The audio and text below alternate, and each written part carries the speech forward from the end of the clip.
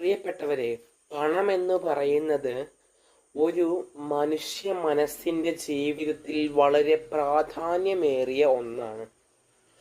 പണമാണ് പലരെയും അഹങ്കാരികളാക്കുന്നത്.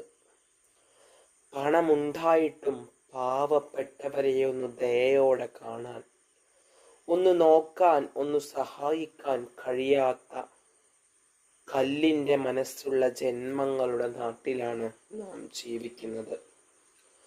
പണമെന്ന് പറയുന്നത് ഒരു മനുഷ്യനെ സംബന്ധിച്ചിടത്തോളം അവൻ്റെ കഷ്ടപ്പാടിനുള്ള ഫലം തന്നെയാണ്. എന്നാൽ അത് ആവശ്യത്തിലധികം ഉണ്ടാകുമ്പോൾ അത് നമുക്ക് ഭാരമായേക്കാം. നമുക്ക് പാവപ്പെട്ടവരെ കാണാൻ സാധിക്കില്ല, ദയയുണ്ടാവില്ല, നല്ലതു മാത്രം